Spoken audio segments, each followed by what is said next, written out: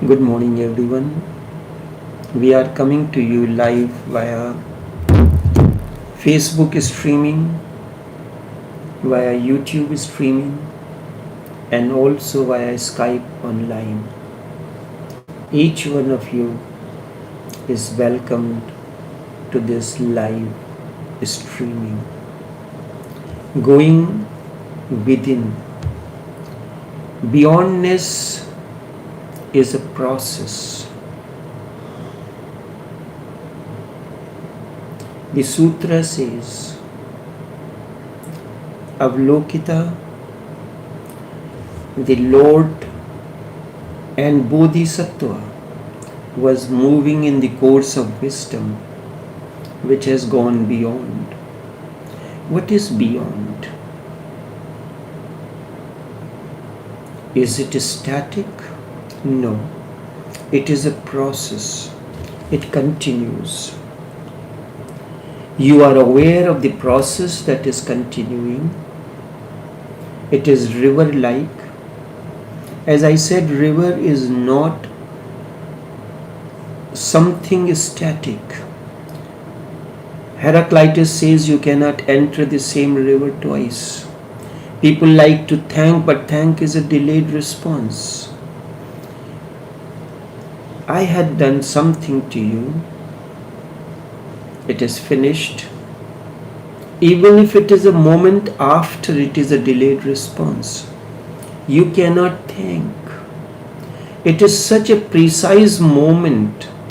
To be in the moment requires tremendous awareness.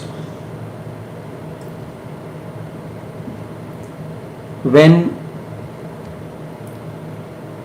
drop merges in the ocean, it loses its identity.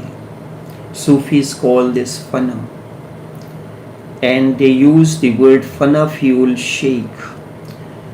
A seeker who has dissolved completely in his master is fana fuel shake. Then the other state comes when the ocean becomes drop. The master dissolves in the disciple. Still the two exist, but samadhi is that state where there is oneness, nothing infinite, no boundaries. Neither the ocean remains nor the drop. Both have vanished.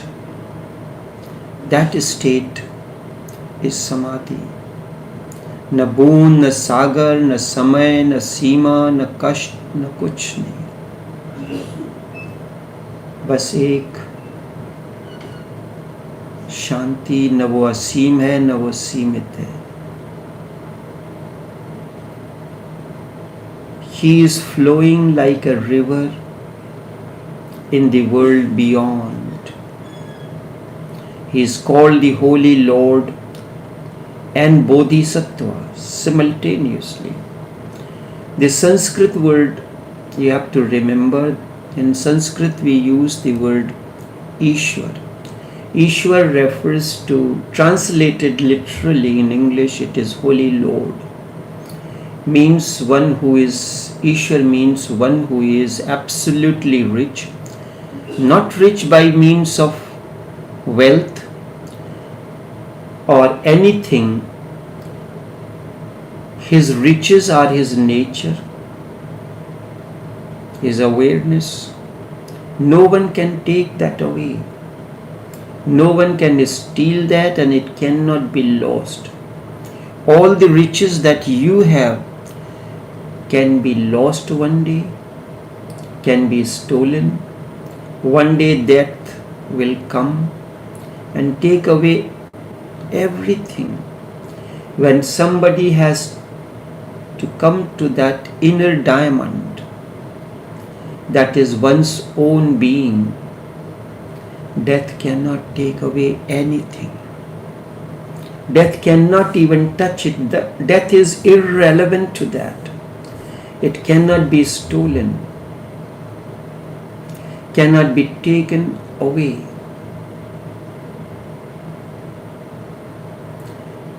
It is not caused by anything, and something which is existing out of his own cannot be taken away. It is uncaused. It is your intrinsic nature, and he is called Bodhisattva. Bodhisattva is a beautiful concept in Buddhism. Bodhisattva means one who has attained to Buddhahood, yet he is holding on to himself in the world of time and space. He has still some work to finish. He is there to help others. Bodhisattva essentially means a Buddha is just ready to drop and disappear. He is ready to go into nirvana. Nothing remains to be solved. All his problems have dissolved. There is no need for him to be here, but he still is here.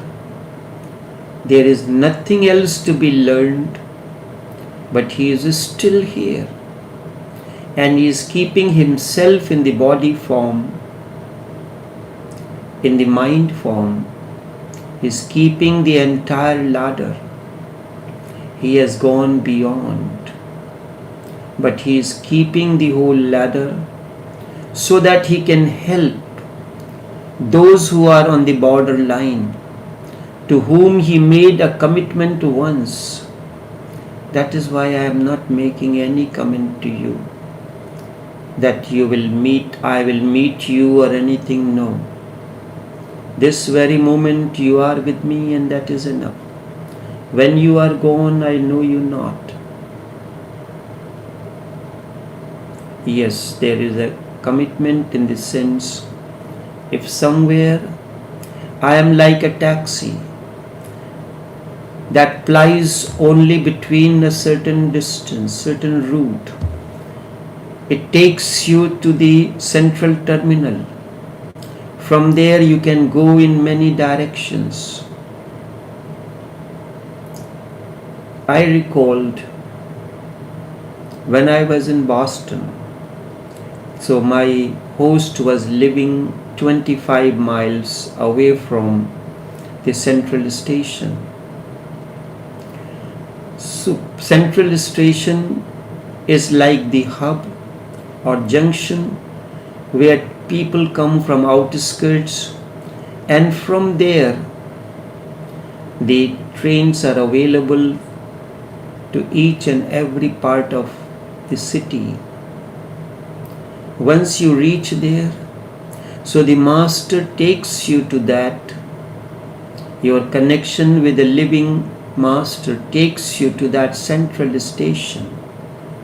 Then based on your inward journey, based on your aptitude, you are taken into another train to reach there.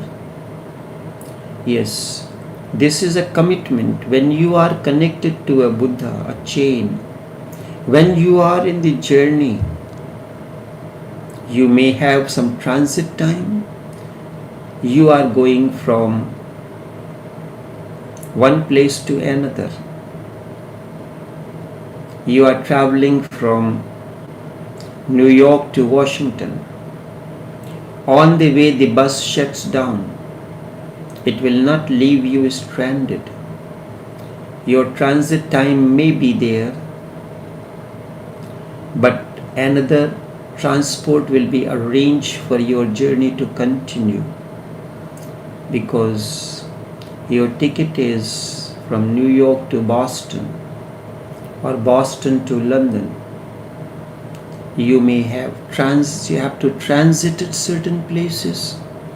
So the central station, from where you can travel to all directions. So once you are in the process of inward journey, your transit time may be longer depending on the credit that you have. Maybe when you are stranded in at a particular place and you go to the ticketing counter and you are told, yes, there is a next flight available in half an hour. Only one seat is available. You have to pay the excess freight. If you are not ready to pay that, you wait for another flight which may be 2 hours or 3 hours after. If you are in a rush to reach to the place, you will agree to take that pain and pay the excess freight, excess charges, and ride that plane. This is an example. You are connected to a Buddha in this life. He passes away, goes to the beyond. He does not leave you stranded. You are connected to another one. The process continues. Because you have bought a ticket for inward journey, you go to that same airline and arrangements will be made for your continued journey.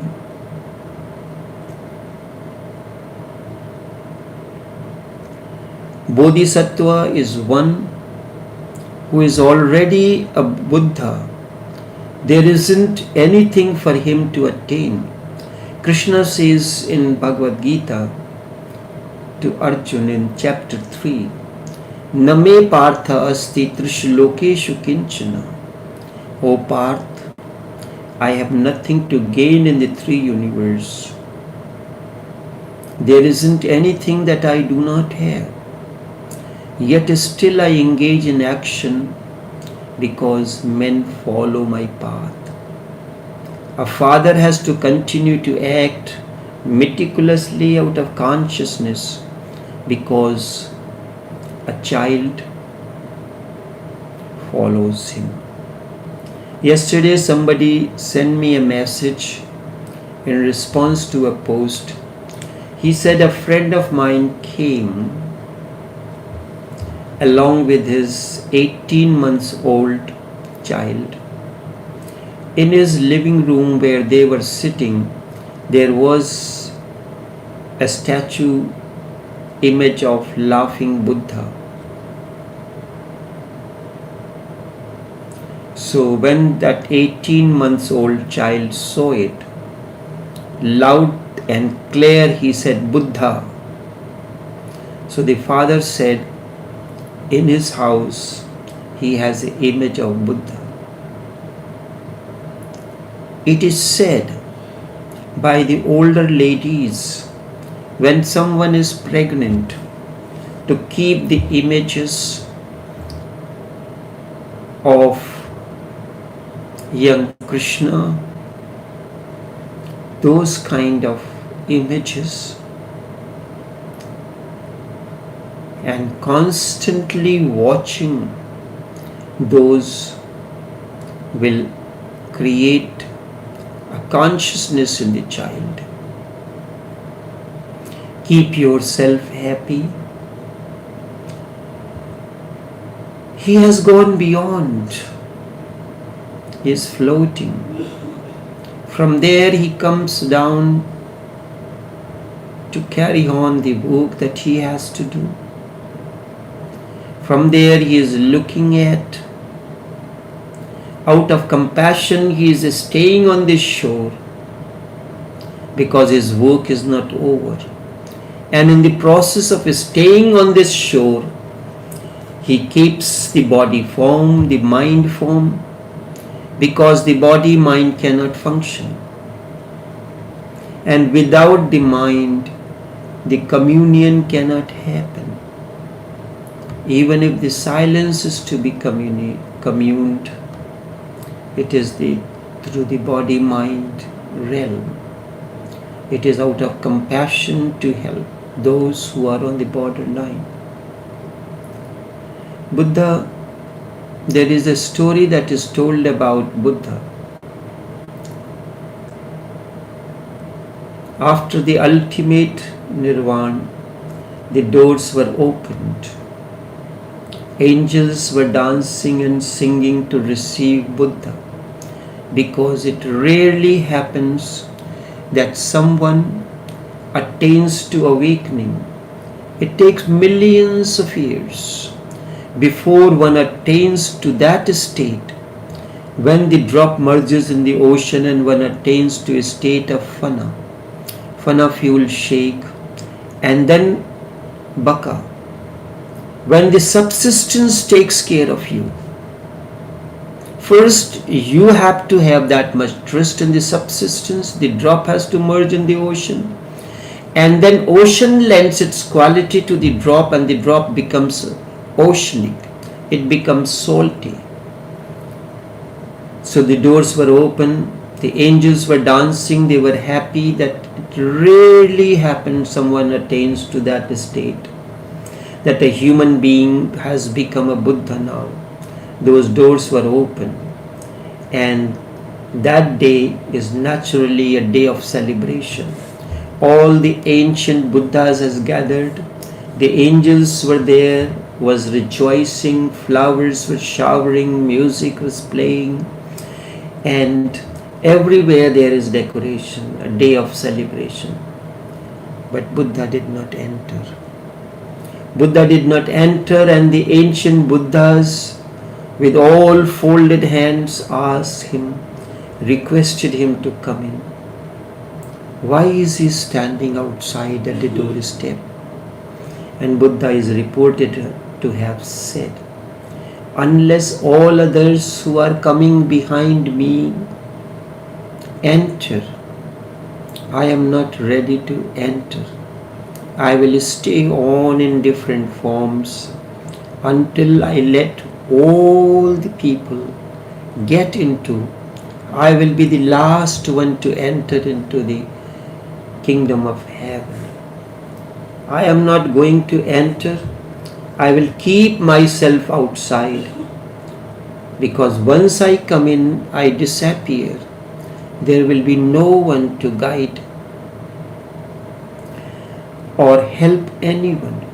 I see millions of people stumbling and groping in darkness for the light, for the direction to come in. I will stay like the security on the doorstep to let each one of those who are on the borderline to get into.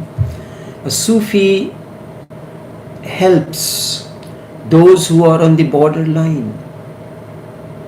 Just one moment they are inside. I would like to give them my hand, my support, my consciousness, my understanding. Please close the door. When everybody has come in, I myself will knock. Then you can receive me. It's a beautiful story. This is called the state of Bodhisattva, one who has disappeared, who has no desires. For instance, my desires are scanty. I don't need to go anywhere for entertainment or for anything. I am a world unto myself. When I sit down, close my eyes, I am entertained by my own inner silence. I don't need to do anything. My meals are scanty, yet still I continue in action, because someone follows the path. Bodhisattva is the one who has disappeared. The body is irrelevant. The mind is irrelevant. It is simply a tool to communicate to you, in order to speak to you, in order for silence to speak to you, the silence that I am, the silence that overflows through me. You cannot understand the silence. When we go into Sufi Marakba and the master gives tawajjuh, He communes his energy as the silence. But to decipher that, it is very difficult. He uses the words. So it used to happen after the meditation session, Marakwa session is over, the master will speak something. According to the Islamic tradition, after the namaz, the salat is the correct word, not namaz. It is only in India it is used. Elsewhere it is used as salah. He will have a kutwa. That will state the inner state during the Marakwa, what has happened. So he is there to help others. In order to explain, in order for silence to communicate to you, words have to be used. Words have to be used. Buddha says meditation is enough to solve any problems. But something is missing in it. The compassion, karuna. Compassion, the passion is vanished. Out of compassion he is acting. If compassion is also there, you can help the others to solve their problems. Meditation is pure gold. It is perfection, it is totality unto itself. But if there is compassion added to it, like the cream, then gold has a fragrance too. Compassion is the fragrance of the gold that meditation is. Gold is enough unto itself, very valuable, but with compassion, meditation has a fragrance, it has a beauty, it becomes alive. With compassion, I don't need to come to these talks, but there are few who are waiting, who wait for these. Compassion keeps an awakened one to remain on the shore, just on the borderline. Any moment the drop can slip into the ocean. It is on the border of the leaf that is floating on the surface of the lake. Any moment, plumb, the drop slips, not falls, slips into the lake, into the tranquil waters of the lake. Yet yes, for a days, a few years, one can hold on, but not for long. An awakened one can stay on this earth for a few days. After awakening, after attaining to enlightenment, one need not stay in the life. The flower has blossomed. When flower has blossomed, its process of withering starts. Once the flower has blossomed, its fragrance and beauty can remain only for a certain period of time. The bud stays long because it has to open. But once the bud has opened and it has become flower, what will happen? How long the flower will remain? Its leaves starts quelling, withering. It can remain. You can sprinkle a drop of water or something for it to remain fresh, but it cannot remain fresh for long. Its purpose is finished. A Buddha has blossomed, a flower has attained to its fruition. Now its withering process can begin. But out of his own free will, out of his own necessity, it can elongate its stay for a day, a few days, a few years, but it cannot hold on for long, because by and by things starts disappearing on its own. First, even if you sprinkle the water, the fragrance will start fading, the color will start fading. Naturally, although you are trying everything to keep the flower alive, but out of natural process, it is waning. When you are not attached to the body, you become dislocated from there.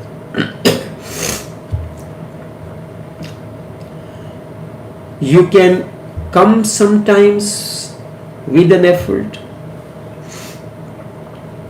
A seeker comes to a Sufi master. He says, I do not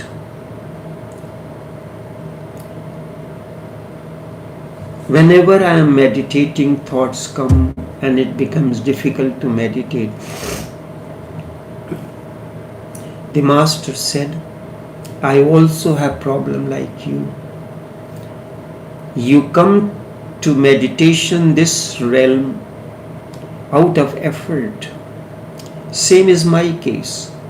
I come out of my state of tranquility, inner silence, into the world of objects and beings, world of conflict, with a tremendous effort.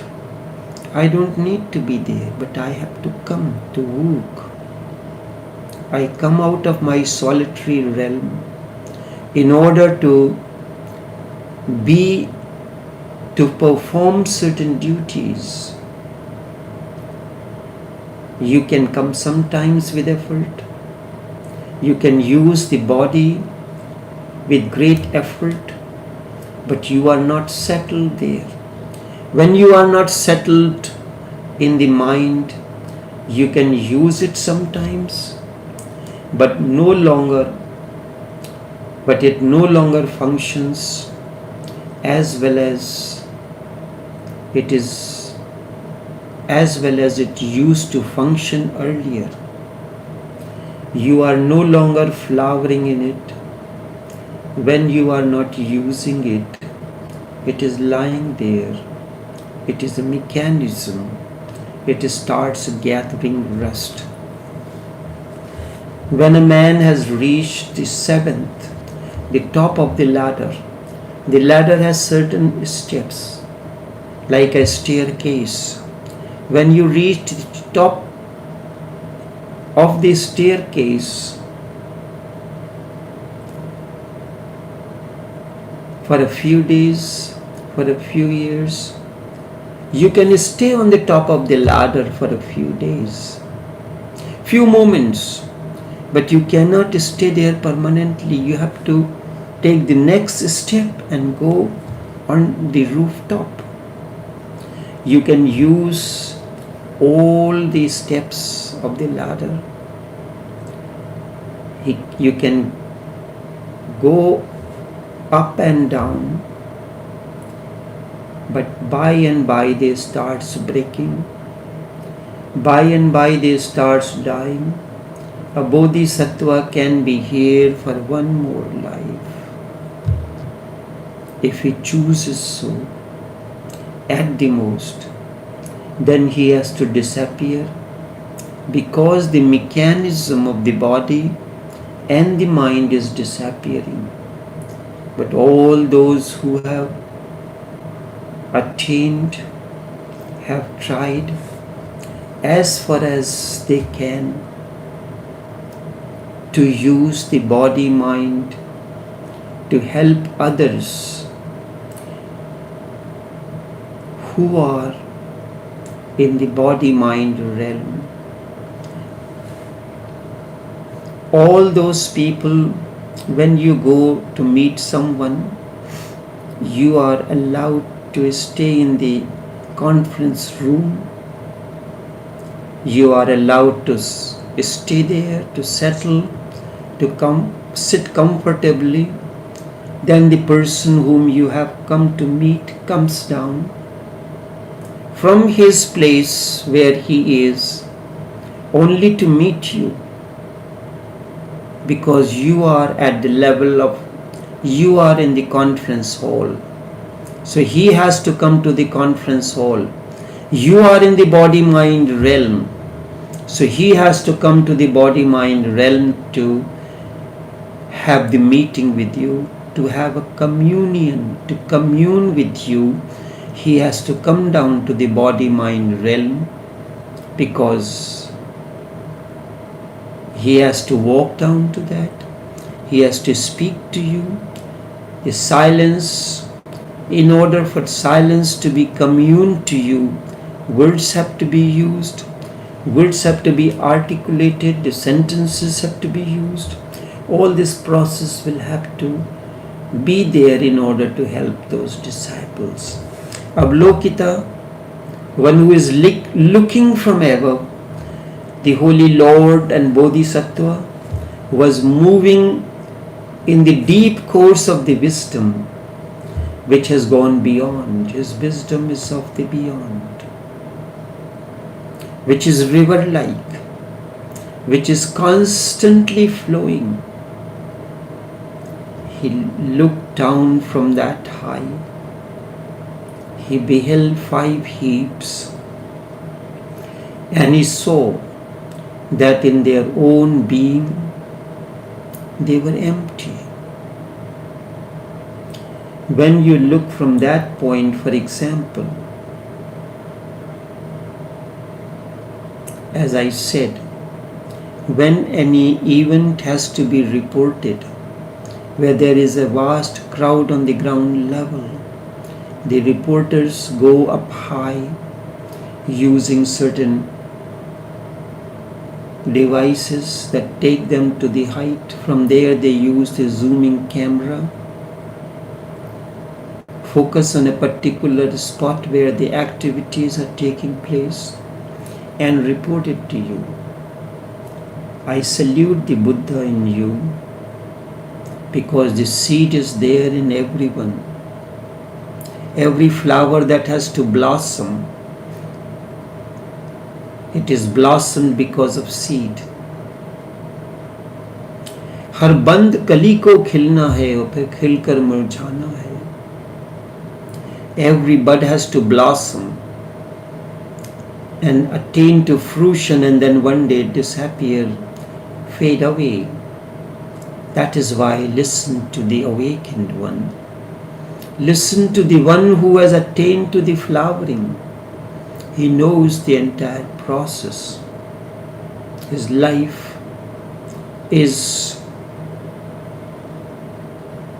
a testimony. I salute you. That is one vision from the beyond. I can see that you are the seed of awakening, but you have not been provided the right kind of a soil for the seed to attain to its seed to begin its process.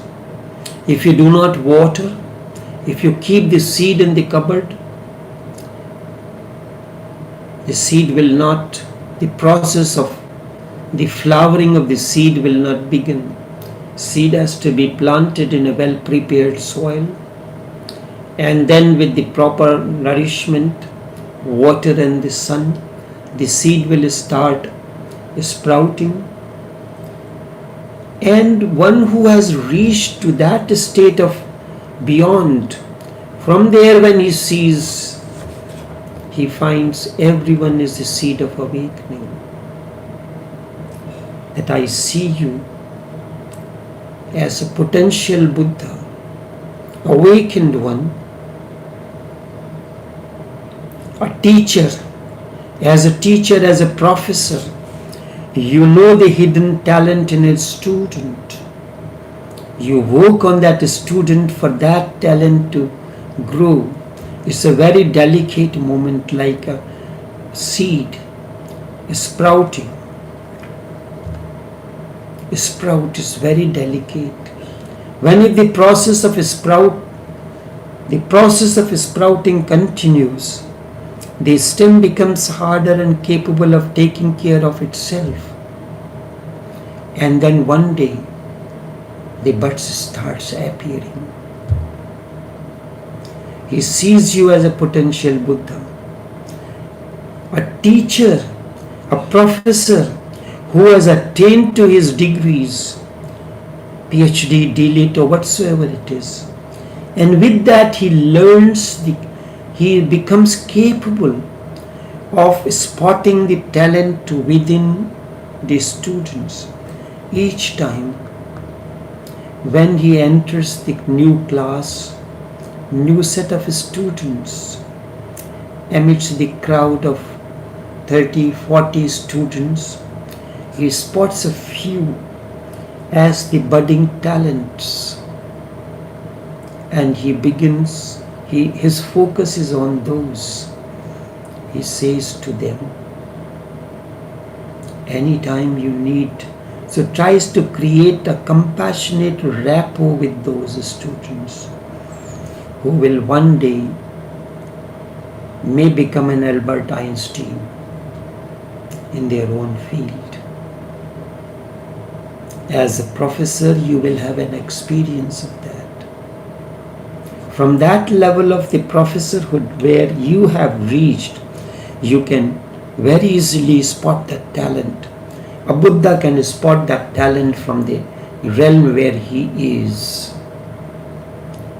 And another vision is that when he sees you as an empty shell which has to be decorated, which has to be redesigned. What you think you are, but an empty shell. Somebody thinks he is a man, that he is an empty idea. Consciousness is neither masculine nor feminine. Somebody thinks he has a beautiful body. He is beautiful, strong, this and that. That is an empty idea. Just ego deceiving you. Somebody thinks he knows much. That is just meaningless. His mechanism has accumulated, and this is memory based. These are all empty things. When the sutra says he founds everyone empty. Consciousness is neither masculine nor feminine. One who thinks the body is beautiful, strong, this is simply an idea. Just an ego. You may know much, but that is meaningless. Whatever you know is memory based, and when it flows out of consciousness, it has a different fragrance, it has a different energy field. So when seen from that transcendental level, from that height, on one side he sees you as Buddha buds or budding Buddhas. On the other, he sees you as empty shells. Buddha had said that man consists of 5 elements. 5 skandha. That's why he says 5 heaps, which are all empty. And because of the combination of 5, a byproduct develops that is called ego, the self. It is just like clock functioning. The clock goes on ticking. You can listen to the tick. You can open the clock, separate all parts of it, trying to discover where the tick is coming from. Where is the tick? You will not find it anywhere.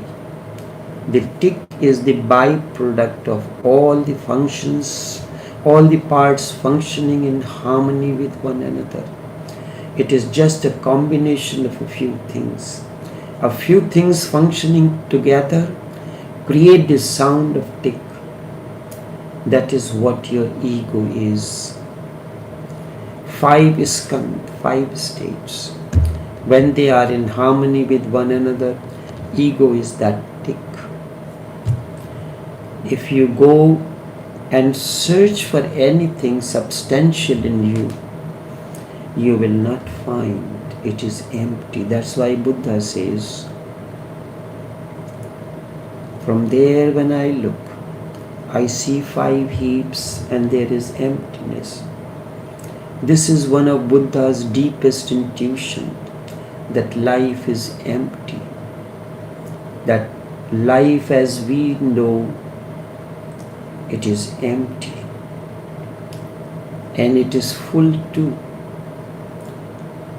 But we do not know anything about it.